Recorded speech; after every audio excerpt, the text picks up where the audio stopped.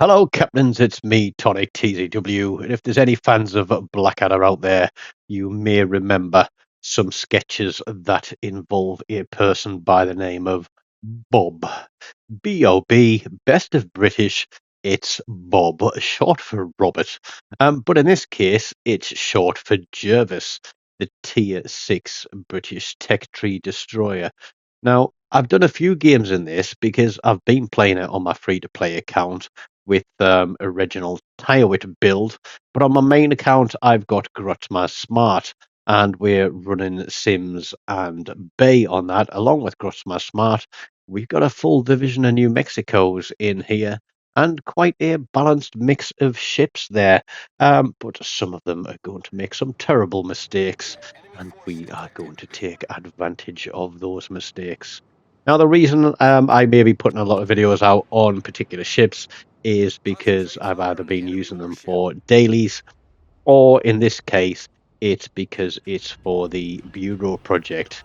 And if there are any destroyer captains out here, or if you're learning to play destroyers, please do not make the mistake that this Bovoy is making, because it is destroyers do not do's 101. It is the absolute first thing that you should not do in a destroyer is sail into the middle of a capture point, to sit in your smoke screen, not spot for your team, even when you're contested. And there's a high likelihood that because everybody's got torpedoes reloaded at the start of a game, they're going to come tearing through your smoke screen. You'll notice that I'm also running my sonar, and as I get him spotted, I'm going to run my smoke to cover me from the Mackinson and the Devonshire there, but it's not needed because we pick up First Blood and a Dev Strike on the Dope in a Smoke. And we also know that the Mackinson has got limited damage controls, so we're thinking, can we get a fire on this guy and force him early game to use one of those damage controls? Somebody tries to blind fire my smoke there, doesn't really hit anything but fish, and we are going to just bide our time, take this cap. Mackinson appears to have fired his guns, so now we're going to have another crack at him and see if we can get a fire or two on him. And at the same time, we're going to start motoring out of this capture point using the last few seconds of that smoke screen. I think we had a single fire, and then we get a double fire on him. Graf Spear there, out of range. We fired our torpedoes. We're not going to use our guns. And as I turn around, I realise that the destroyer that did start across on B-Cap has, for some reason, come in my direction. And I have no idea why he's done that. But an open capture point, uncontested, is something that I'm going to head towards. But I am wary of where the Graf Spey is, and I am wary that we are being pushed from behind. So we're looking for what we're going to do with these torpedoes. We're going to put a couple of spreads out here. What's the Devonshire doing? He's coming this way as well. Watch out for becoming an island boy, and then push slowly into B. We've still got 30 seconds on our sonar, so we're running a little bit close to the island just to see if we can pick anything up behind there. But then we're going to move out a little bit more just to give us a bit of distance from where that Graf is tucked in behind his island. It looks like there's a rather large fight going on out there, and then one of the things that I noticed in watching the replay back as we pick up a torpedo hit, a flood, and a cap reset there, which is always good for the XP, is that this was an aircraft carrier match. And it was only while reviewing the video I realised that there weren't any planes anywhere near me at any point in the game. And I was thinking, well, what happened to Red Team's aircraft carrier? Because I'm here, the other destroyer is trying to torpedo those two guys that are pushing through A-Cap. So how did he get killed?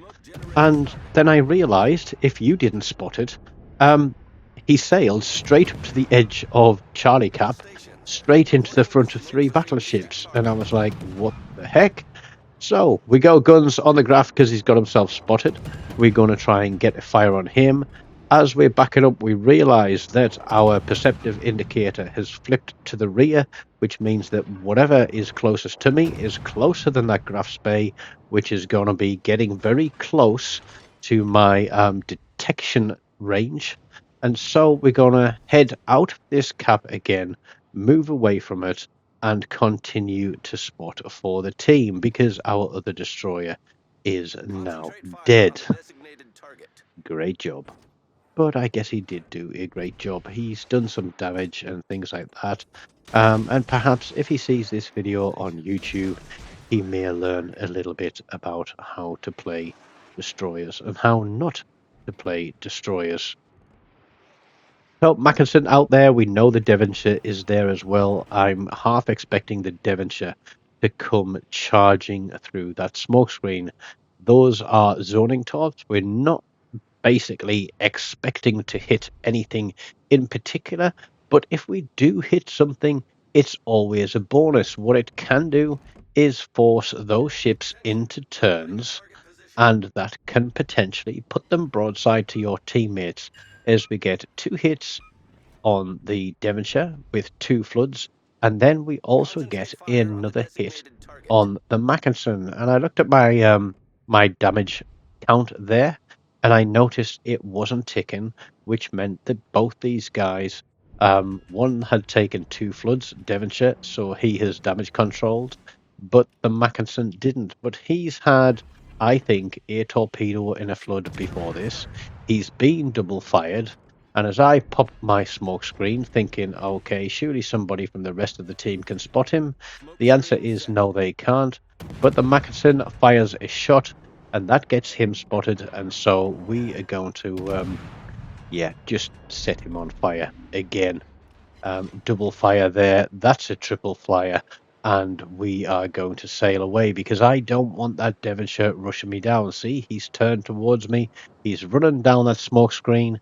But if you know the poem, McCavity the Mystery Cat, yep, whenever they get there, McCavity isn't at the scene of the crime. And you know me, I don't like to be a dope in a smoke. I don't like to sit on for too long. We pick up a high caliber there just as we take through 98,000 damage. The Mackinson is burning. We're going to put a spread of torps out there as well, just in case he keeps coming, trying to avoid another trip of becoming an island boy, swinging it round, asking the guys to take care of the Devonshire as the Mackinson goes out with an arsonist for kill number 207, nearly 108,000 damage, which isn't all that shabby at all when you consider that I'm playing the caps and I'm not playing for damage. I'm not one of those destroyers that goes basically chasing down all the big ships to try and get a huge damage score. I am just playing the game, and I'm playing for the win.